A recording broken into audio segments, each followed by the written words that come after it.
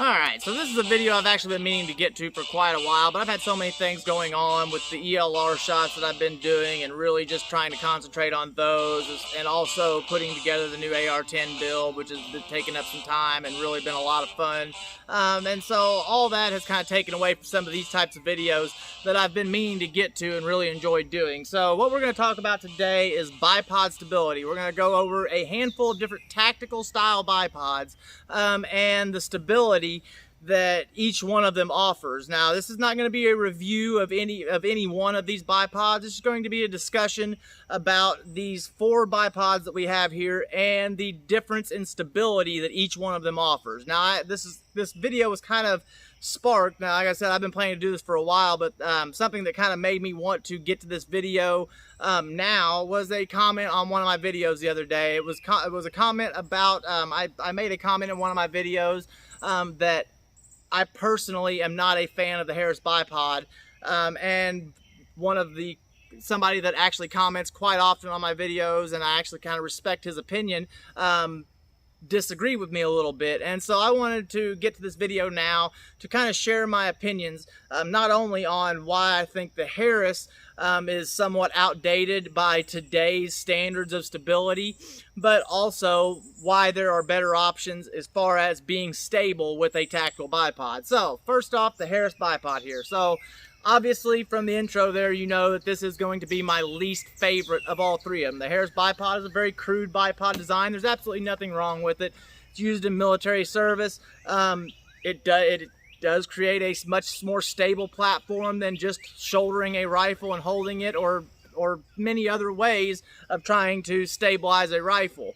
But it is by no means the most stable of the tactical bipods that are out today. And there's a few things about a Harris bipod that actually go against the amount of stability that you can get from a lot of today's newer designs in bipods. So first off, we'll talk about the triangle that the Harris bipod creates. Now, that's something I've mentioned before in videos, is the triangle that you get from a bipod. So what do I mean by that? Obviously, the bottom of the triangle is going to be the ground, and then the other 2 sides are your legs of your legs of your bipod. So if you look at where these 2 legs of this bipod, if they were to come all the way up to a point, where does that point end up at? Obviously, it ends up right underneath the barrel. So what you're doing by putting that point underneath the barrel is, if you think about you have a triangle and you put something on the very tip of the triangle,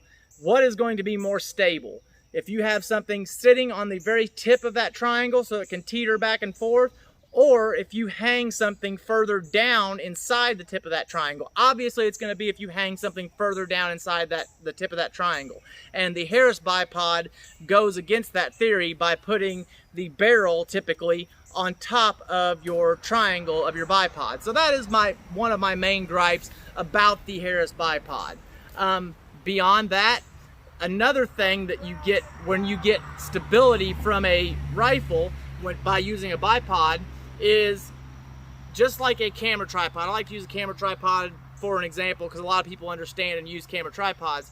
A camera tripod, if you set a camera up on a tripod and you put the legs of that tripod close together and you don't really spread them out, that tripod, you can already tell, is going to be less stable than when you actually spread the legs out of the tripod as far as they can go.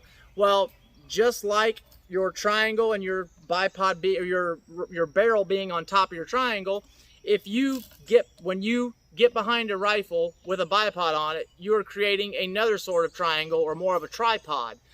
You being one leg of the tripod as it's against your shoulder, and the other 2 obviously being the legs of that bipod. Well, the Harris bipod only has a 30-degree angle of the legs come down at between a 30 and 35 degree angle. So not very steep of an angle. And just like in a camera tripod, when you spread those legs further out, you get more stability. Same thing is true with a rifle bipod. So if these legs were to come down at a 45-degree angle, like some of the other ones we're going to talk about, you would have more stability.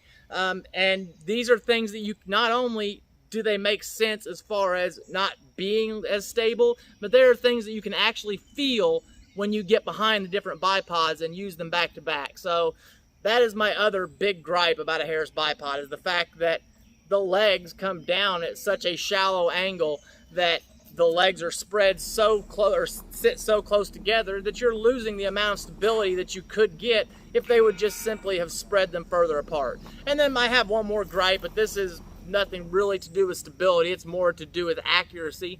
And that is the fact that I've actually had a Harris bipod that was like this, and then I pay attention typically to Harris bipods since then, and have noticed it on more than just one occasion. So sometimes you look at a Harris bipod and these legs are made of stamped steel, and sometimes when you deploy the legs, they don't come down in the exact same spot. Now what do I mean by that? So sometimes you'll deploy a leg and one of them will sit straight up and down, the other one may deploy and be a little further back. Well, that causes a big problem with accuracy. So the key to accuracy is obviously consistency and stability, and being able to allow the rifle to come straight back and forth every time. Well, if you have one leg further forward than the other, then when the rifle recoils and the recoil comes, instead of coming straight back, that is going to cause the recoil to come back slightly at an angle.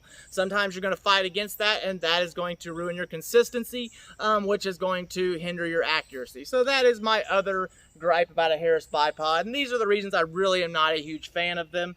But like I said, if you have a Harris bipod, don't just go throwing it away because I said that I'm not a big fan of them. They've been used to success. I've used Harris bipods successfully for a very long time. Just in my personal opinion, there are better options, which is what we're going to talk about now. So next up, we've got a bipod. This is a bipod that I did a review on not too long ago. And this is a bipod that you guys have seen if you guys have watched any of my videos, especially a lot of my long range stuff. This is a bipod that you guys have seen me use quite a bit. So this is the UTG Recon 360. So like I said, I just did a review of the UTG Recon 360, and this actually offers a couple of advantages over a standard Harris bipod, and you can typically get them for around the same price, or sometimes even a little less if you find them on sale. So what are the advantages that you get over a Harris bipod here with the UTG here? So first off, just like I talked about the triangle of the Harris bipod being close together, the UTG here, not by much, but has a slightly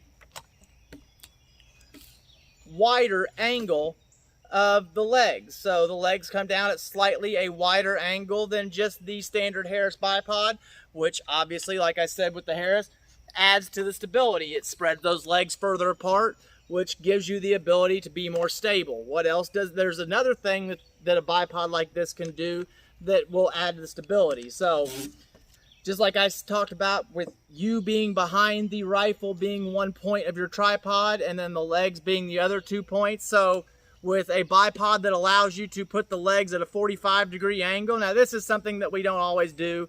It's something that's not always necessary, but it is nice to have the ability to put your legs at a 45-degree angle, which in turn spreads that triangle even further apart, still putting the bipod legs at the same distance and giving you more stability throughout your total tripod. So this is, like I said, the UTG Recon 360. If you have any more questions on that, I have a full review of it.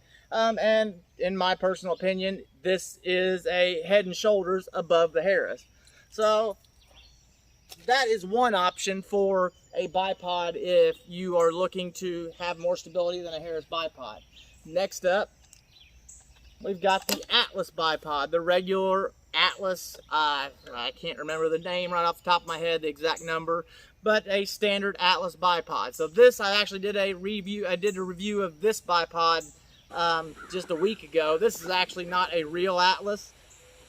This is what we call the fatless or fake Atlas bipod. Has a lot of the same features, not nowhere near as strong. And if you have any questions on that, you can check out my review. But this actually gives you the ability to have more stability than even the UTG or the Harris. So how does it do that? Well, just like we talked about, the ability for the triangle of the legs to be spread further apart. more than even the UTG here. Let's get it all set back up. The Atlas bipod comes down at a 45-degree angle, giving you even further distance apart with the legs of your bipod, opening that triangle up even further than the UTG or the Harris, and allowing you far more stability than over the Harris, and even more stability than the UTG there. So that is one big plus of the Atlas. And then beyond that, it does the same thing as the UTG there. It has the ability to set the legs at a 45-degree angle, pushing your tripod out even further if that's something that you feel that you need to do. You need to get down lower, or you just want more stability. So another big advantage of the stability that you get from even a standard Atlas bipod. And something else that these tripods do, or these bipods do, that I didn't mention a second ago, and I probably should have. If you look at where the Atlas comes to the point of its triangle, it's typically about right in the middle of the barrel. So what that does is that allows that triangle, or the barrel, to sit not on top of the triangle, but at least somewhat down inside the triangle. Maybe ever so slightly, but it does sit slightly down inside that triangle, giving you even more stability over the Harris. Same with the UTG. It has a wide enough platform here, and where the point comes together is typically right about the middle or right on top of the barrel, giving you the ability for the barrel to sit down inside that triangle and give you even more stability than you would typically get with a Harris or fake Harris, or whatever you would have that is of that style. So finally, of our final tactical bipods, this is one you guys have seen me use quite a bit lately, and probably my favorite of all the ones we've talked about. Also the most expensive, and there's a reason for that. This allows you to have by far the most stability.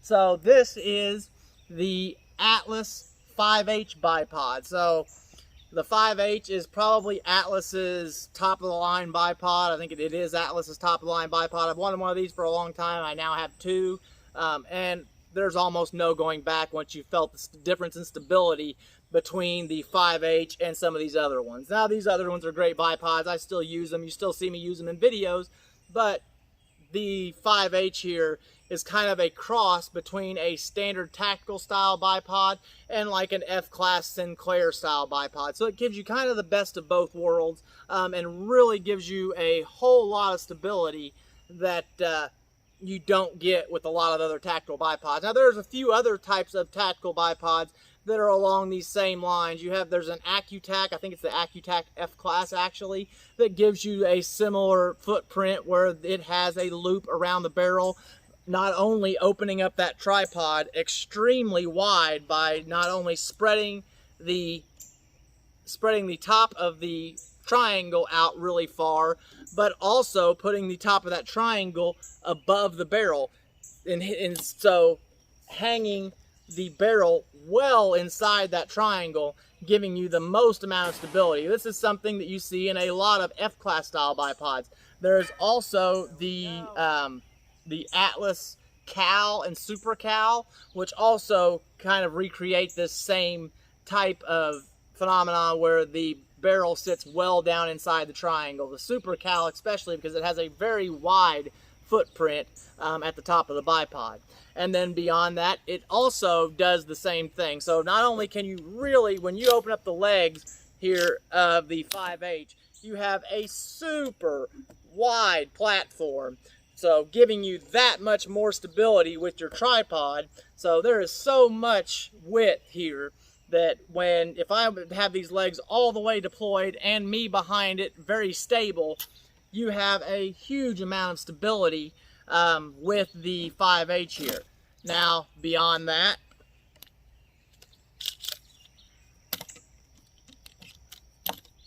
if you want, you can also, just like the UTG and the standard Atlas, you can set the legs at a 45-degree angle and have that extra bit of stability with your tripod by spreading the legs further forward, giving you a bigger tripod. So this is kind of the pinnacle of the tactical style bipods and the amount of stability you can get out of them. And like I said, there are other types of tactical bipods that are along the same vein that give you the same amount of stability, and any of those will serve you very well. And there's nothing wrong with any of these other ones, but these are kind of the differences in stability that you get from tactical bipods. So I hope this video was helpful. If you guys, I hope this answers some of the questions that I've been seeing about why I typically am not a big fan of Harris bipods, and I think there are much better options nowadays. So hope this was helpful. See you guys next time. I'm out.